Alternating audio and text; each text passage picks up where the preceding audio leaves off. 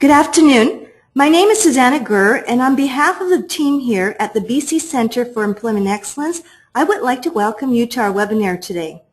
This is the third and our final webinar in our three-part series on working with individuals with mental health issues from an employment perspective. Before we begin, please take a moment to answer the poll on your screen. If you're participating with a colleague or in a group, please select the most appropriate or common answer. We will close the poll in a minute or so and share the results with you. For those of you who are not familiar with the BC Centre for Employment Excellence, it was created in 2012 with funding from the provincial and federal governments to act as a research and knowledge sharing organization for BC employment service providers and employers. The Centre's mandate is not only to do innovative research, but also to find ways to share that knowledge and best practices with BC practitioners and employers. We created this webinar series as a way to reach out and connect with practitioners.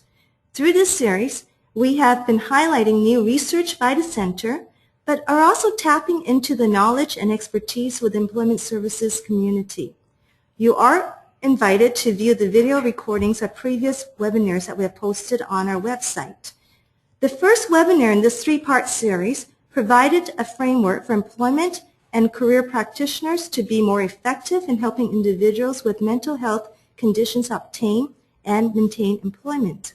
The second webinar presented the principles of psychosocial rehabilitation and recovery to successfully engage clients in the supported employment process.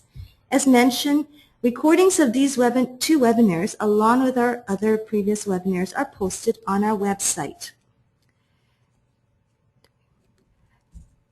Well, just to share the answers to the poll question, have you ever provided supported employment services to an individual?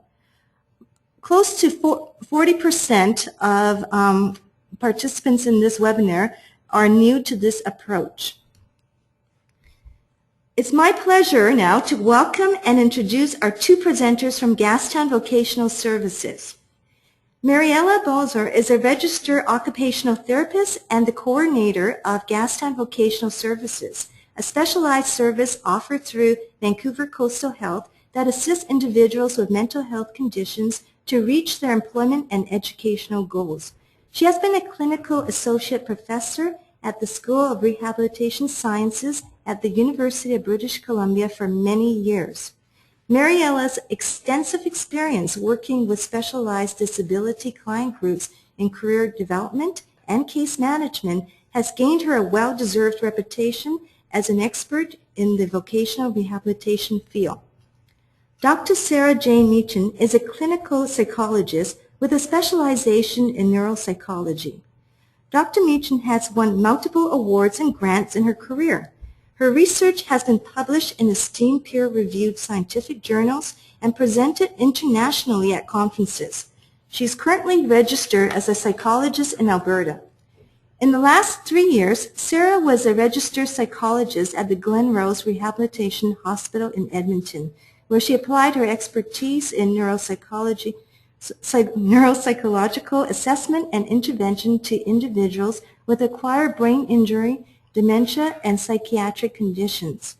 Dr. Meachin has recently returned to Vancouver and now brings her expertise in clinical neuropsychology and rehabilitation to Gastown Vocational Services. Before I turn it over to Mariella and Sarah, I have a few housekeeping items. First, the presentation will last approximately 45 minutes. Due to the high number of participants, we will be muting the audience throughout the presentation to ensure audio quality. We encourage you to use the questions feature on your dashboards to submit any comments and questions. My colleague Greg will be compiling the questions for Mariella and Sarah to respond to throughout the presentation, and we will also leave 10 minutes at the end for further discussion. Again, we are recording the webinar and will post a video on our website along with a link to the presentation slides with further opportunities for everyone to continue the conversation. With the high number of participants today, we might not be able to address everyone's questions during the webinar. However, the blog will be a great place for you to continue to engage with Mariella, Sarah, and other practitioners. If you lose your internet connection during the presentation, please reconnect using the link emailed to you.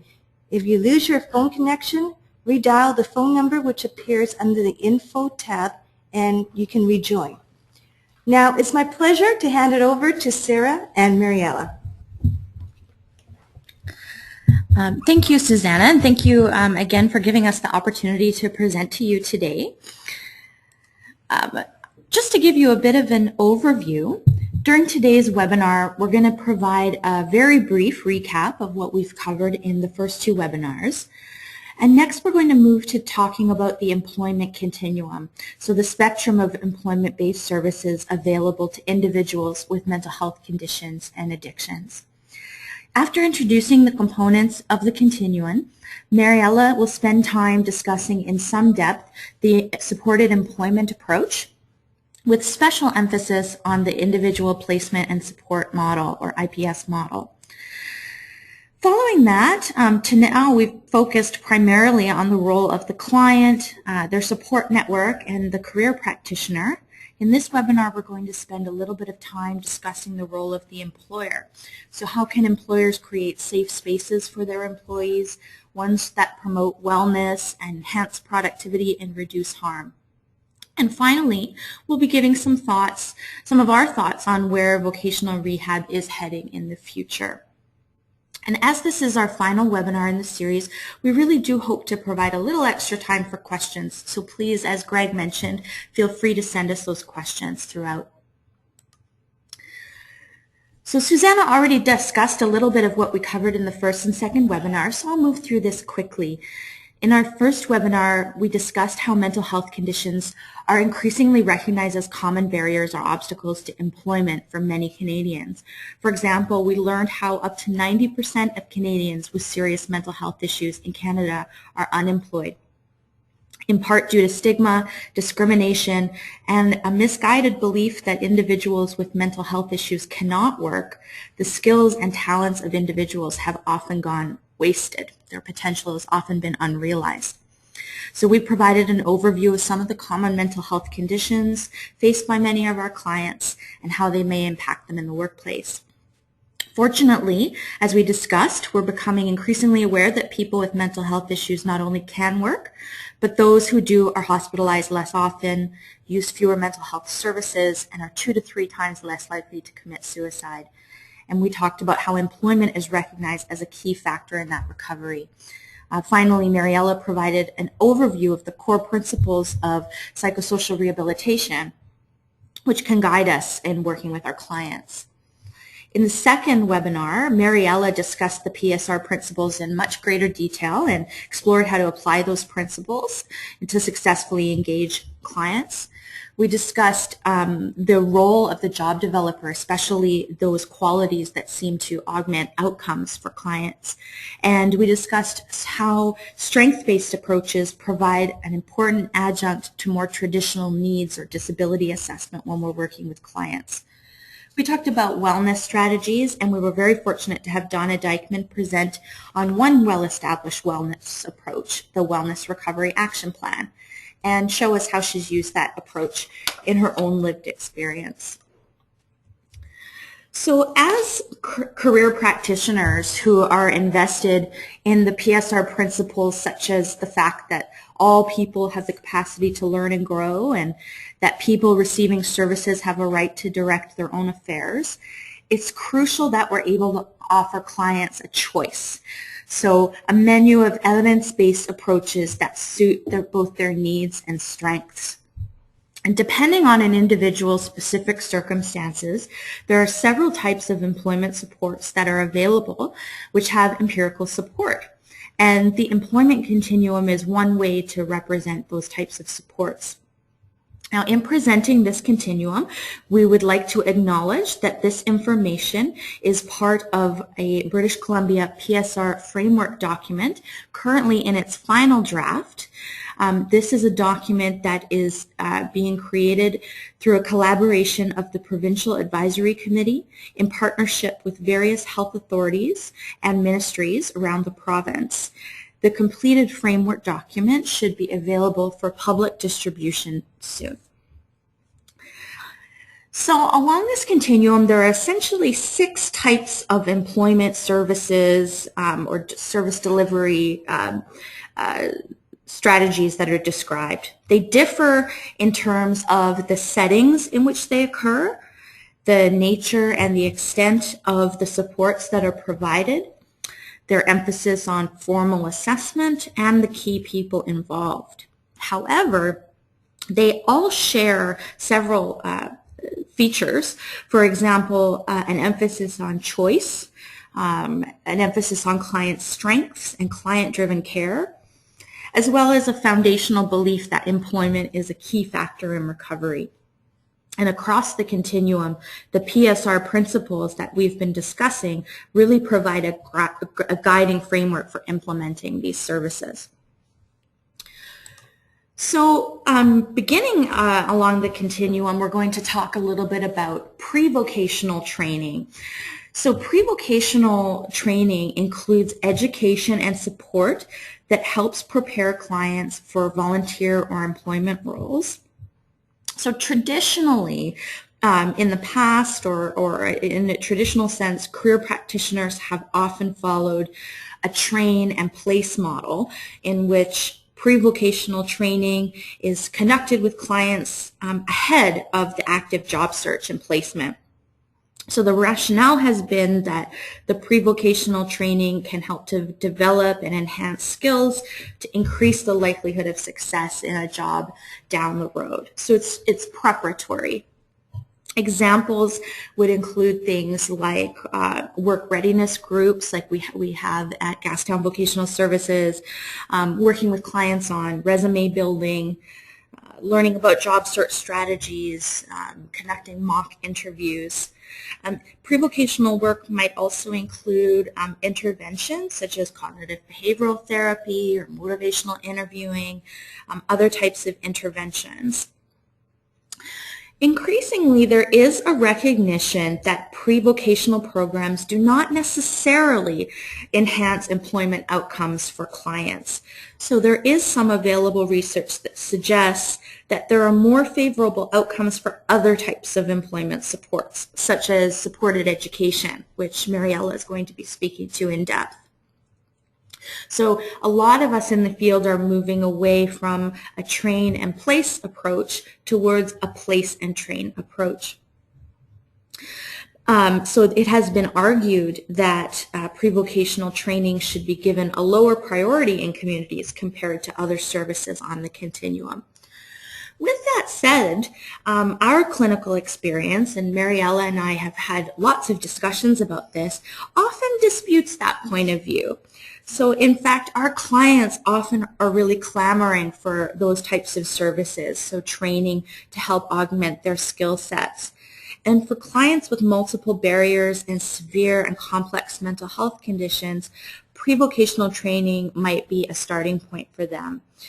We find that client engagement and confidence is enhanced with this type of an approach.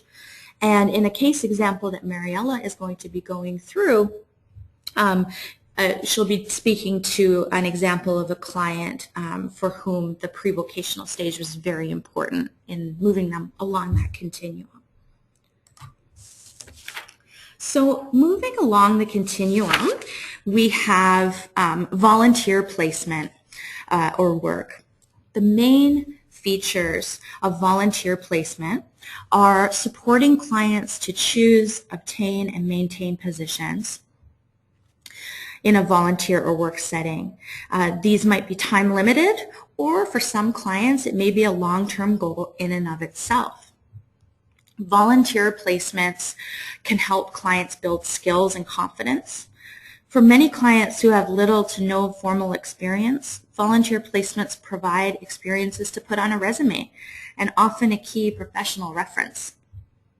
Volunteer positions also allow a tangible way to learn more about our clients' strengths and needs in the workplace, and they can provide a less intimidating or threatening way for clients to learn and problem solve in a work setting.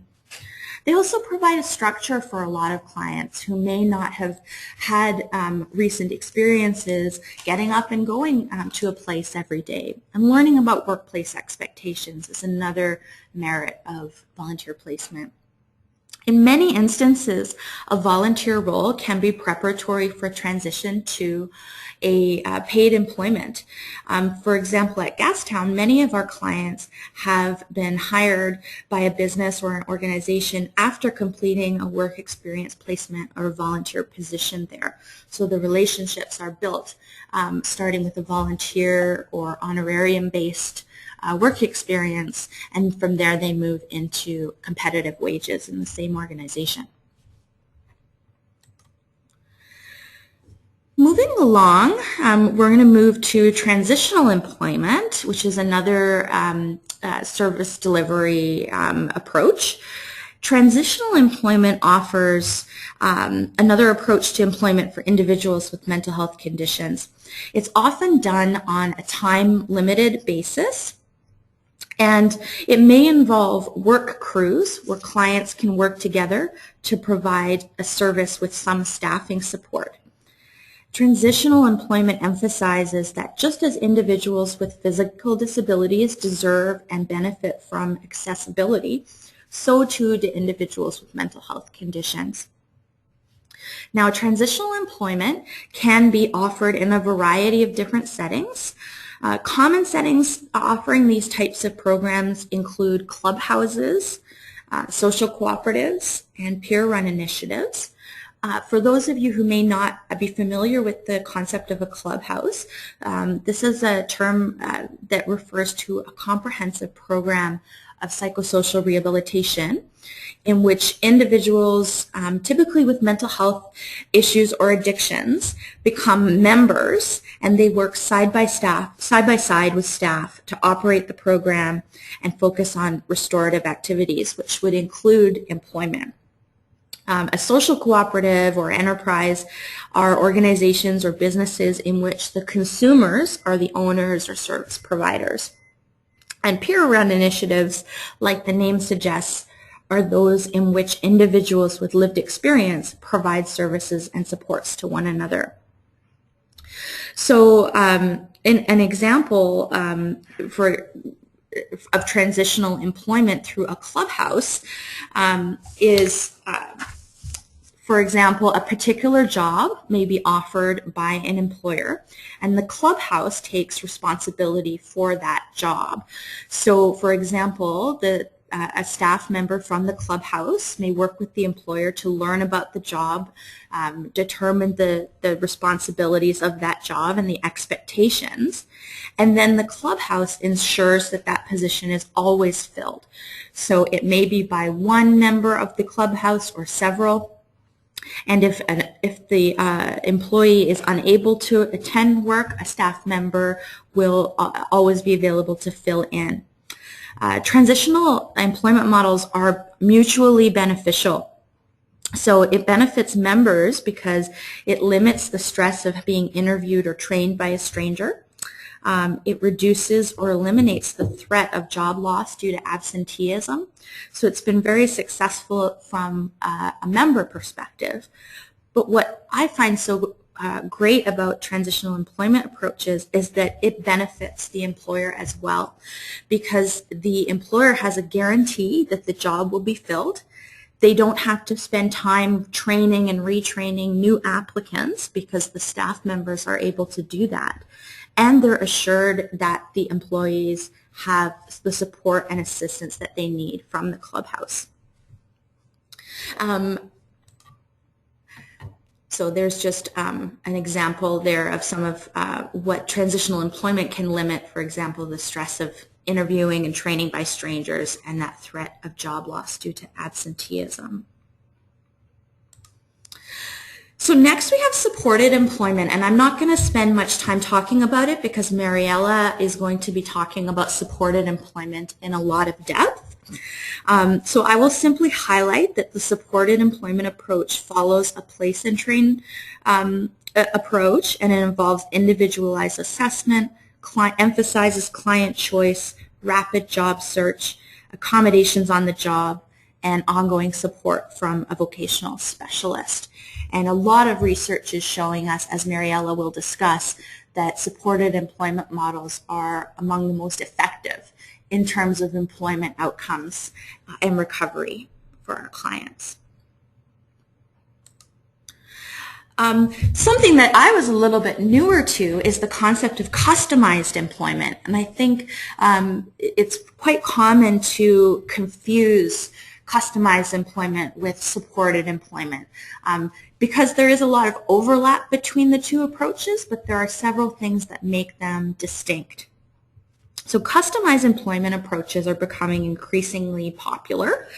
Many career practitioners would recognize that they've been engaging in aspects of customized employment for years and years, although the label is something that's a bit newer, the terminology.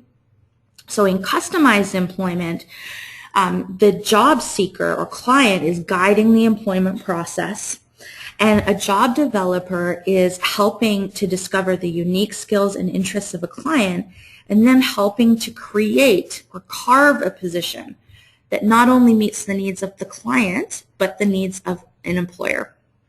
So there's an assumption that all employers have unmet needs, and sometimes they might be even needs that they're not yet recognizing. And customized employment approaches, in contrast to some of the other approaches, is very explicit in that it must result in at least minimum wage.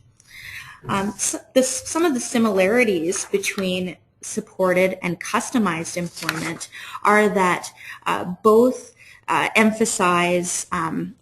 emphasis on strengths and provision of supports. In a customized employment process, it's quite a bit different than the approach in supported employment. So people engaging in customized employment will speak of a discovery process, meeting the client where they're at and finding out about their unique interests and skills and abilities, usually in their own setting, in their own community. This discovery process is captured through the creation of profiles, and then there's engagement in customized person-centered planning with the client and development of, rather than a traditional resume, something that's more likely to be termed a portfolio. And then the job developer is going to be engaging in actual development of jobs with employers and negotiating the terms of that job. So there's usually an analysis of the job site, consideration of accommodations, and supports. So as I started mentioning, some of the similarities are that supported employment and customized employment both have this emphasis on strengths and providing supports, and they both have strong evidence base for employment outcomes. But there are key differences. So as Mariella will discuss, in supported employment, it's really a labor market approach. So there's an existing position or set of positions, and the role of the job developer is to help sort of match a client with an existing position. There's a strong emphasis on more formal assessment, a traditional resume, and job coaching. Whereas in customized employment, in contrast to a labor market approach, it's really more of a discovery approach. So it's about carving or creating a job. It's a very, as the name suggests, customized way of doing things. And finally on the continuum is competitive employment. Oh, thank you, Mariella. I almost forgot. I did want to provide an example of, so maybe I'll see if I can go previous here. There it is. So one of the best ways to sort of illustrate customized employment is to provide an example. And one of our wonderful job developers at Gastown through the employment program of BC, Leslie Gilkinson, provided a great example of one of her clients. She has a lot of experience working with customized employment. And Leslie had a client who faced multiple barriers. So she had diagnoses of schizophrenia and post-traumatic stress disorder. And she hadn't been successful working in traditional settings. She had very limited reading ability. And also, logistically, she lived in a very remote area on a very small island and needed to be able to find work that was close to home and on a major and familiar bus route. But what Leslie took the time to discover about the client is that she also had a lot of passions and interests. One of those things she discovered was that the client was very passionate about magazines and that she really wanted to work in a supportive, in other words, calm environment. So the job developer began exploring locations close to her home. She found a small store on the island where there was a need, it turned out, for help with organizing and upkeeping the magazine section on a weekly basis. So the job developer, in this case Leslie, was able to negotiate a new position created specifically for that client that met a need of the client and the employer. So the client loved magazines, she was able to be close to home, and she would have a lot of natural supports. And she was able to provide a service that they didn't have time for. So the store would no longer have to pull their cashiers away to work on the magazines when they had time. There were some accommodations made for the client. So the job developer performed job coaching for several shifts to ensure all parties felt comfortable. And she created a unique checklist entirely made out of pictures in order to help engage the client and make it easy for her to read. And the job developer worked collaboratively with the client's main supports, her father and her support worker, in order to ensure that she had a good daily routine. So waking up on time, getting to and from work, who would help her with paperwork, etc. So that's a really good example of how customized employment really has that mutually beneficial relationship. Thank you, Mariella. That would have been a shame to have missed. So next I'm going to talk a little bit about, I won't spend much time here because most of our clients probably fall along the continuum in areas that we've already covered, but competitive employment, of course, falls along the continuum. The typical scenario here would be a return to work scenario. So a client who may have had a period of not being well, and so they've been out of their job or out of work for a while. And so in competitive employment, it's about the vocational specialist collaborating with the employer or with the union to develop and implement workplace supports, such as self-care resources. There's a real emphasis on being proactive. So we assume that with mental health issues, these are usually chronic conditions that can recur over time. So it's about trying to put into place strategies and accommodations that minimize the risk of recurrence and identify early when symptoms are starting to reoccur. So having conversations, being proactive. So there's a focus on harm reduction and stress management types of approaches. So now I'm going to turn it over to Mariella, who's going to be spending some time in depth talking about the supported employment approach. Hello everyone, and thank you Sarah and Susanna. As Sarah mentioned, this next portion of the webinar, we're going to discuss supported employment with the emphasis on individual placement and support, which is a form of supported employment. Then I'd like to give an example of a client who's worked through the continuum of services that Sarah has described earlier. So supportive employment. This is an effective approach to vocational rehabilitation that emphasizes helping clients obtain employment by helping each person with an individualized training and support plan to ensure they get and keep employment. As Sarah mentioned, these are described in the literature as place and train approaches. So when a client comes to you and has identified work as a goal, then supported employment is a well-defined approach in helping the client to secure employment. The evidence for supported employment comes from decades of research, actually going back to the 1980s. And clients seem to benefit from supported employment programs rather than alternative approaches. And regardless of their employment history, regardless of their clinical history, their diagnosis, or the presence of co-occurring substance use disorders. Research indicates that 40 to 60% of clients enrolled in supported employment obtained competitive employment. And that's fairly impressive placement results.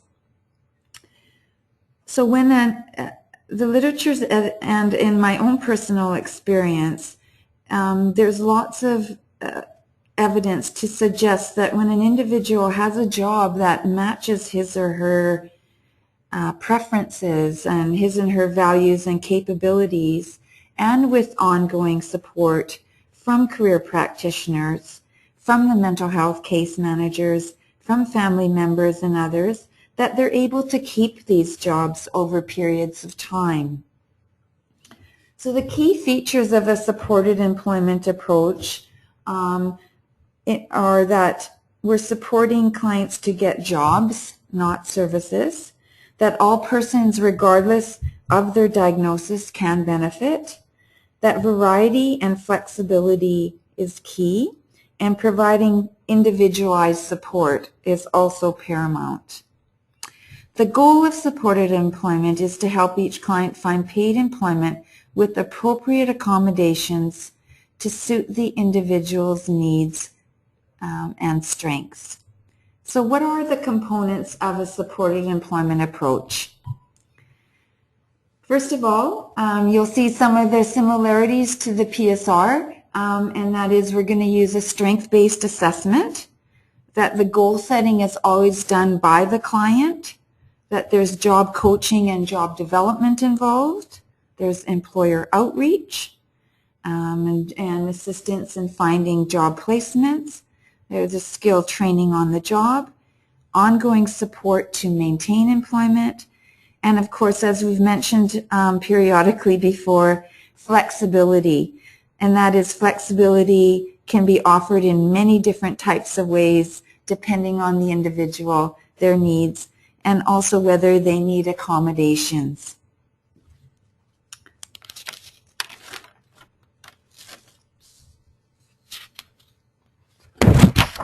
Several forms of supported employment programs exist, with the most widely used one being, and the most widely researched, is the individual placement and support model, typically called IPS.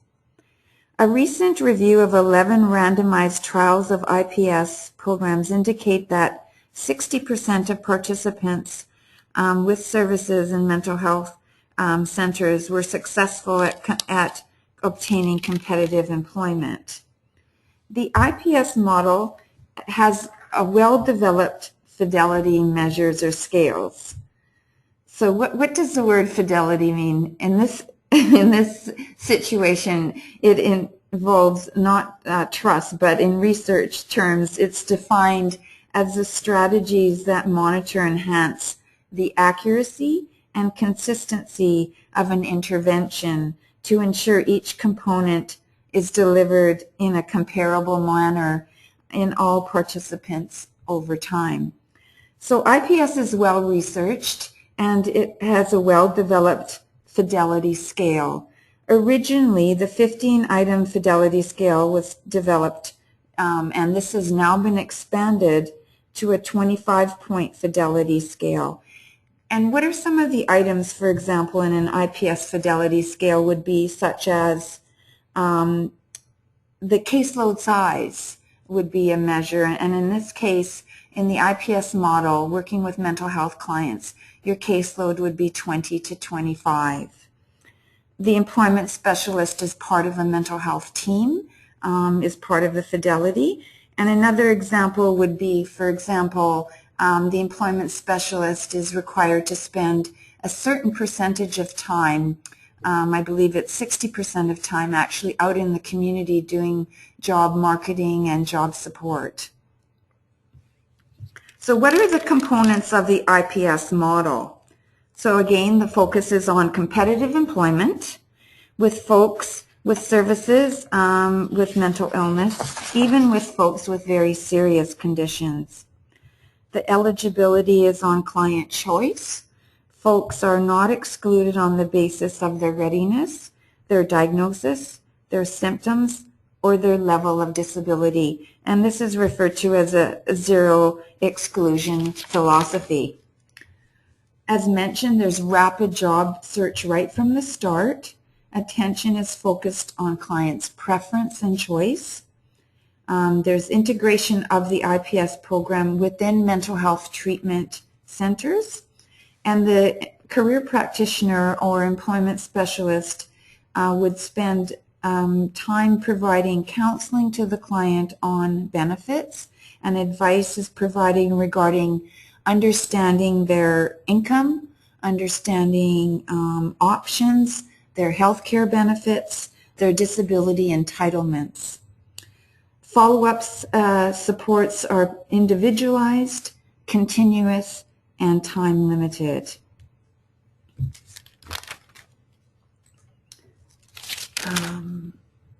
As most supported employment positions tend to be unskilled and tend to be part-time, there is growing interest and support for integrating supported employment with supported education so that clients can obtain skilled positions and greater opportunity for career advancement. A fairly extensive study was done in Israel by Rudnick and Gover in 2009, evaluating the effectiveness of combining supported education with supported employment. In this study, the supported education services that were offered consisted of study skills, cognitive remediation, social skills training, and computer skills. This was followed by training and supported education in a specific skilled occupation, usually in a post-secondary institution. The results demonstrated that nearly half of the participants achieved competitive employment in their chosen area. These investigators concluded that interventions that combined supported education with supported employment for participants really helped them to pursue skilled trades and were effective in helping them maintain competitive employment. So, as career practitioners, as we're all working in different agencies and with different protocols, how do we move forward? Well, we now have a sense of what the literature tells us is important and what our best practices in the field of supported employment and in looking at PSR principles and practices. So I think as working in the employment field with our clients, we need to take the best of the features that we know from best practices and from research and try to implement them into our vocational rehabilitation model within our agencies. And I'd like to share a case example with you of how we've used kind of the continuum to move, and with some flexibility in the supported employment approach to help a client move forward and become employed. So this is a case of Patricia that was given to me by one of our job developers at Gastown Vocational Services. Special acknowledgement to Julia for this case. So Patricia is an 18-year-old young woman who came to Gastown Vocational with a diagnosis of bipolar, significant anxiety, and a history of panic attacks. So when she first started, she had never had paid employment, and she'd had very little volunteer experience, although she did babysit in her teen years. A strength-based assessment revealed that Patricia was very motivated to find employment, was articulate, she was well-groomed, friendly, had good communication skills once she'd been comfortable around folks, and was polite. Other strengths included her mental health supports were in place. As I mentioned, she was really keen to find work. She had a kinesthetic learning style, which she was able to understand the way she learned best, and as I mentioned, some previous babysitting experience. Her goal was to find part-time employment.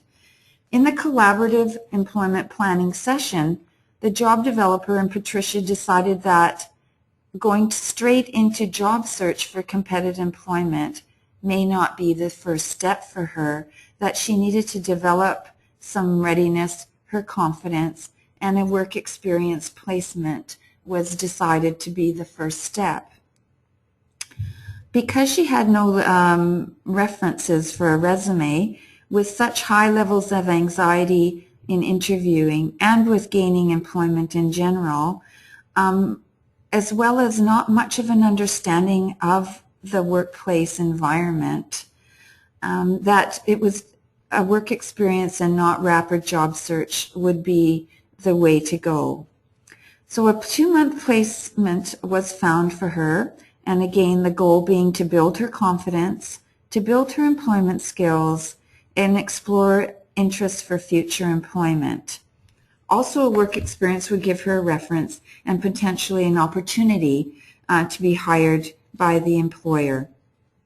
So a number of one-to-one job coaching sessions happened with the job developer and Patricia prior to the work experience, but they were focused on having her role play practice so that when she went to meet the interview, that she felt less with the employer, that she felt less anxious and able to handle the challenges.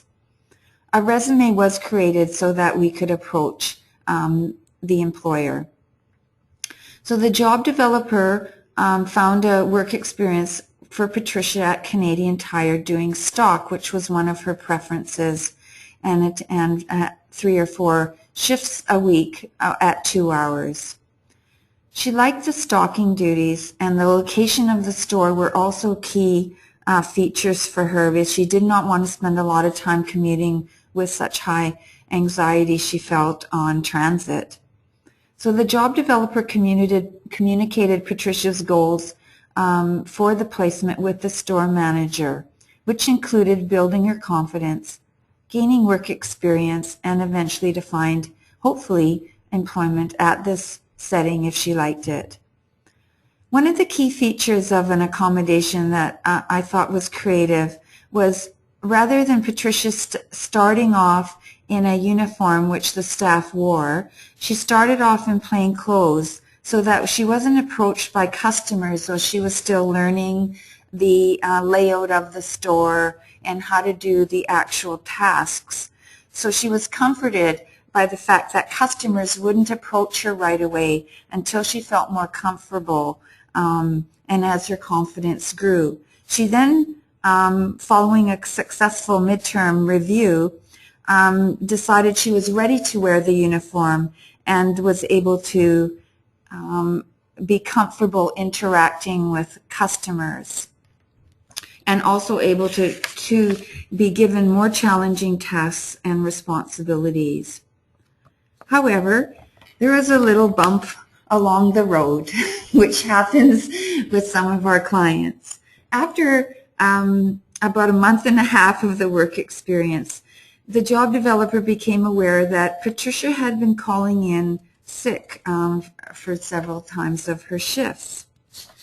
The job developer met with the client and found out that she was feeling sick, but that she really didn't have a clear understanding of how sick do you really need to be phoning in and to the employer. So a review was done following at the next review time, and the employer, following the work behavior evaluation protocol, was giving Patricia considerable feedback, not only on her strengths and what she did well in that placement, but also gave her feedback regarding her absences. And through this process, Patricia became aware that although she might not feel great in the morning, that she was able to pull through because it was important for her to see that she had the potential, that she could work, and that the employer made a concerted effort to address this absenteeism with her. So I think this shows that this example illustrates a client-centered approach. We looked at her strengths, didn't focus on the fact that she had significant anxiety. We found some strategies around that. The client set the goal to have the work experience to build her confidence. We were able to work with the employer to set up some accommodations and a flexible approach. We also consulted with the employer about giving the client feedback, because often there's reluctance to give that constructive feedback, as they feel they may be considered non-supportive, but it really was what she needed to hear. And although the job developer had expressed the importance of punctuality and being on time and coming to work, it was only when the employer addressed it that it had some real concrete impact. And also I think it shows that Patricia did eventually get paid employment, and for her this was a significant achievement, and that as working with the employers and clients as partners was an important piece. So I'd like to turn it over now to Sarah for some final thoughts and summary. Great. Thank you, Mariella. That was such a great case example, and it was a nice segue in a way, because in prior sessions and throughout this webinar, we focus more on clients and the roles of the job developer, and we haven't spent as much time talking about the role of the employer. And this case example that you just shared shows how important the employer is, and how important the relationship between the employer, the employee, and the rest of the support network is in fostering the outcomes for the clients. So there's an increasing recognition these days that employers not only have a duty to provide a physically safe workplace, so for example having eye wash stations and accessibility ramps and whatnot, but also to provide psychologically safe workplaces. And there's some very important documents that I encourage you to read that are referenced at the end of this webinar, particularly the Shane reports on psychological safety in the workplace. These documents, first of all, show the prevalence of disability related to mental health conditions. So we know, for example, now from a Watson-Wyatt survey from 2007 that mental health conditions rank in the top 3 causes of long-term disability for almost 3/4 of businesses surveyed. And over 80% of businesses rank mental health conditions in the top 3 causes of short-term disability. So it's clearly something that not only us as career practitioners and our clients need to care about, but employers as well. And there's also an increasing recognition of not only the costs associated with absenteeism, so clients being unable to work, but what we're now starting to call presenteeism, so being able to show up for work but not to be able to work to your full capacity. So a concerted effort has been going on to determine the types of factors, the psychosocial factors that promote workplace psychological health. And as career practitioners, I think that it's important for us to play a role in helping employers understand what these psychosocial factors are, how to audit their own workplaces to see how well they're doing in terms of some of these different factors. And in fact, if you're interested in learning more about these factors and how to audit an organization or your work site, you can find much more information on the Guarding Minds at Work website, which is also referenced at the end of this presentation. I also think it's important to be knowledgeable about and to encourage the employers that we're working with to consider adopting the national standard of Canada for psychological health and safety in the workplace. It's about a year old now, so we're starting to get information about how well it's working. It was championed by the Mental Health Commission of Canada and developed by the Canadian Standards Association and Bureau de Normalisation du Québec. And it provides a voluntary set of guidelines, tools, and resources. The focus is on promoting employee psychological health and preventing psychological harm in the workplace. And the benefits, again, are not only to employees, but to the employer through increased productivity, financial performance, risk management, organizational recruitment, and employee retention. So what can we encourage employers to do? So first, we can encourage them to sign up for the standard. There are monthly webinars that are held. There's an audit tool and an action guide and so much more. We can encourage them to join the Guarding Minds at Work program, which also has monthly dashboards where you can dialogue with other employers and employment specialists.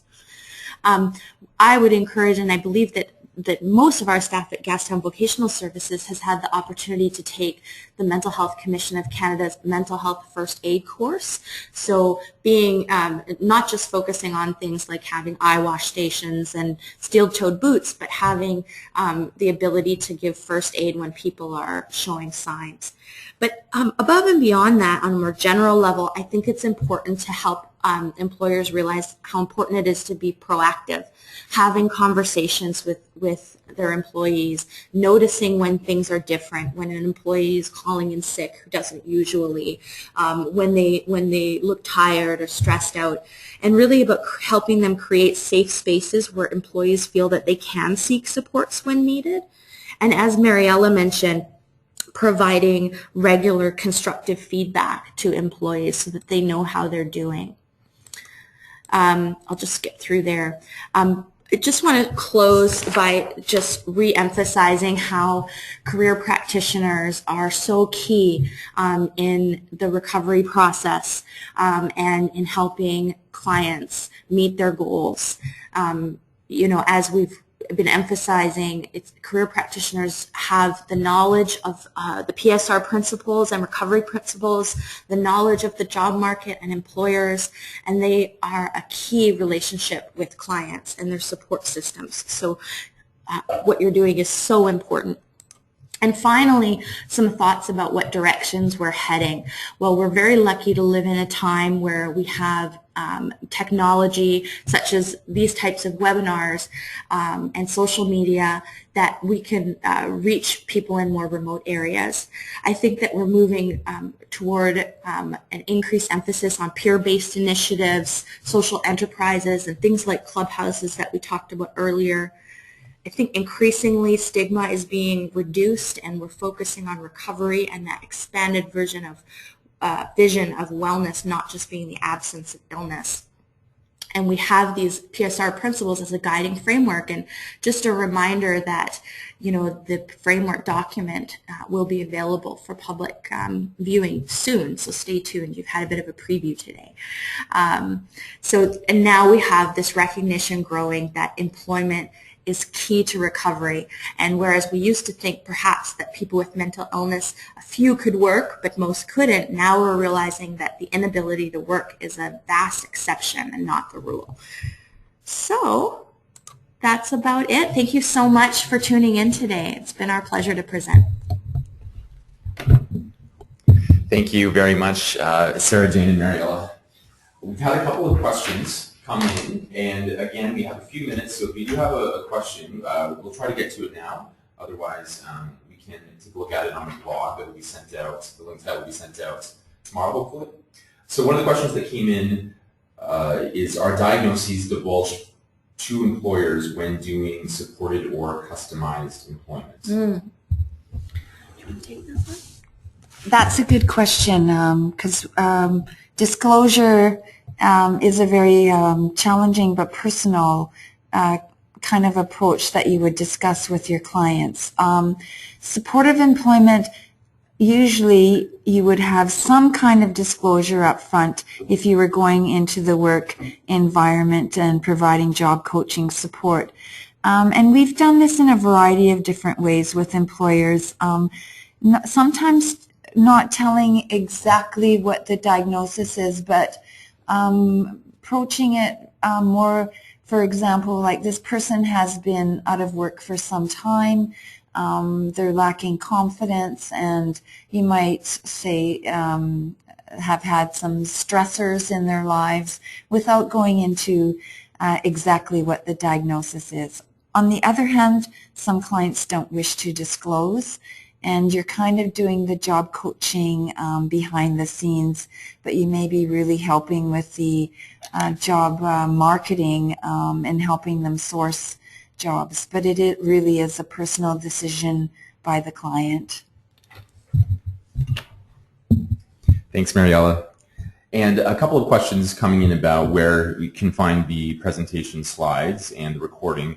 And we will, again, send out a link in the follow-up email tomorrow.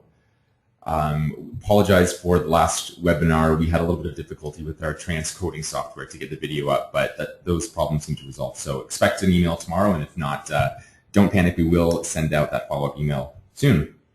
So thanks again to Sarah and Mariella for their presentation today, and really this entire three-part series. It was a pleasure having you present, and I think it's a bit sad that the series has come to an end. The session was recorded, and we'll post the video of the presentation on our website and continue the conversation there. You will receive an email tomorrow, as I said, with a link to the presentation and video. We have found that the system does not record some of those of you connecting by phone as having attended, so you may receive an email saying that we're sorry you were unable to attend. If that's the case and you would like a confirmation of your attendance, please contact us at the address in the email. As always, we welcome your input and feedback, and we would also appreciate any suggestions you have for future webinar topics. A few quick announcements before we end today's session. On May 21st, we will welcome researcher Wendy Bancroft from It's About Us Research to present the Center Study on Accessibility for Specialized Populations in One-Stop Employment Centers, Best Practices from the UK, US, and Australia. A description is available here for that webinar next week. So in a one-stop employment services model like the employment program in British Columbia, what can be learned from countries with a longer history of implementing one-stop approaches? What have other jurisdictions found to work best for clients and providers within one-stop frameworks? What are the factors most likely to spell success in terms of supporting specialized populations to find and retain jobs? So some of those questions will be acknowledged and addressed in next week's webinar. That ends our webinar for today. On behalf of the BC Centre for Employment Excellence, thank you and have a great afternoon.